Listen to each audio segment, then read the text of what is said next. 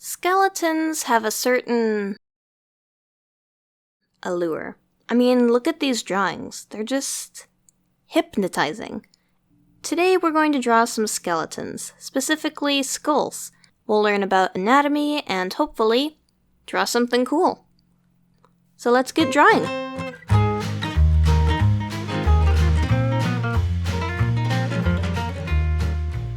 Salutations everyone, I'm Lord Doodles, and skulls are the topic of the day. I've only lightly studied anatomy and skeletons once before, and I can tell you that when you draw something as complex as anatomy is, it's amazing knowing that you're learning and beginning to understand such a hard topic. If you would like to follow along, you can use the exact same references I'm using, which are on my Pinterest page at the Lord Doodles. The first reference is my favorite one because it has grids you can reference. The top line is the frontal bone, so you know, the top of the skull. The second line is the brow line, the third line is the bottom of the nose, and the last line is the jawbone. The biggest thing about studying an object like we are now is simplifying shapes, such as the circular part of the skull here, and lines to match up those features. For example, I think the bottom of the cheekbone is in line with the bottom of the nose, and the top of the cheekbone is in line with the bottom of the eye sockets. The side view reference also has a grid, also incredibly helpful. The skull is apparently a lot wider from the side. One tricky part about drawing skulls is that you really want to make the circular part of the head very, very round, a perfect circle, but it's not a perfect circle. It's more of an oval, stretched from both views. About now, I was wondering what exactly is the difference between male and female skulls, and apparently not much. The female skull has a softer, more delicate jawline. This is why I can't draw boys, because for most parts of the body, like the head, arms, the best advice that you get is to make the features more masculine, and that's very vague. That's why I'm studying anatomy in hopes of understanding this better and maybe to gain the ability to draw the other half of the population. Now, I know I said we were only going to be drawing skulls, but I also adore drawing muscles. It not only looks super cool, but I'd say that muscles are a large difference between male and female bodies. Male versus female arms, pretty much just larger muscles. Same with the neck and legs, so understanding not just the skeleton, but the muscles should, in theory, help me with my dilemma of only being able to draw girls. The design for my final drawing is a half-skeleton, half-muscle bust. I was trying to draw it from memory, but the proportions didn't look quite right, so I referenced my last page, my favorite reference with the grids, and it helped me a ton. When I was happy with my sketch, I did the line art with my Copic multi-liner pen in the color black. I was really excited to draw some muscles, so I started with the muscle side of the face first. I used a red Prismacolor pencil for the muscles because I like the gradient effect you can get with just one pencil. The softness of the pencil makes it look better than the bold colors you get with alcohol markers, which is what I usually use for my drawings.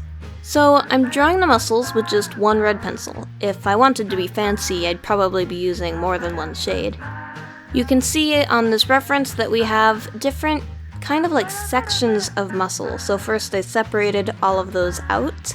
The muscles seem to get lighter near the middle of the sections, so noting which direction to draw according to the reference, I'm pressing the pencil down hard and then gradually lifting up by the time I get to the middle of the section to create a nice gradient. I do that on both sides of the section a ton of times until it looks good. Parts I felt could have been lighter, I go back to with a white pen later. For the other half of the drawing, I decided to color it using my alcohol markers. I had to look up another reference because I realized I would have to draw the shoulder bones. Then I went on to coloring. Skulls have kind of a creamy color, but in some pictures they have kind of more of a achy yellow rotted color, depending on, I don't know, how old it is, how clean it is, I'm not sure.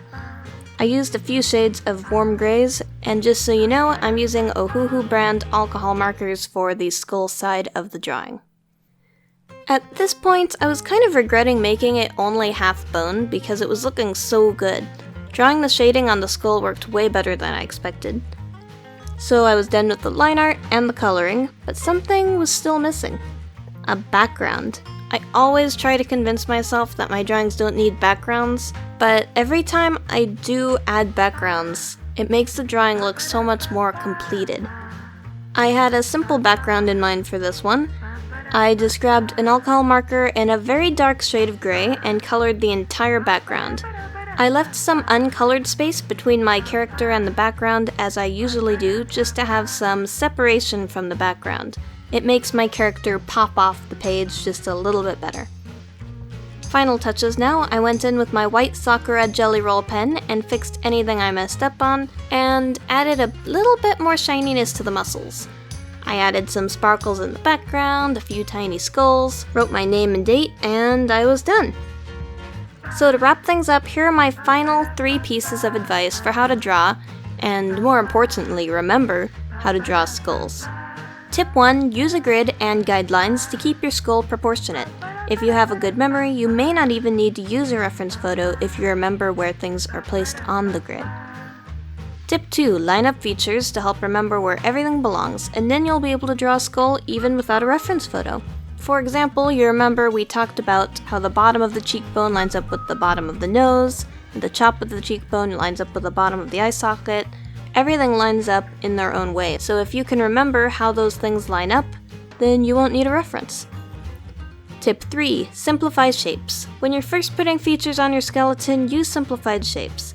This will help you draw skulls from memory and figure out if everything looks right before you invest too much time in your drawing. Save the details for last.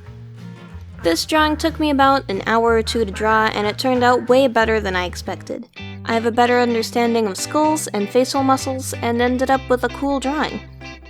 I hope you learned something about anatomy, and let's hope we both remember it because I keep on forgetting. Thanks for watching, consider subscribing, and I'll see you next time. Bye!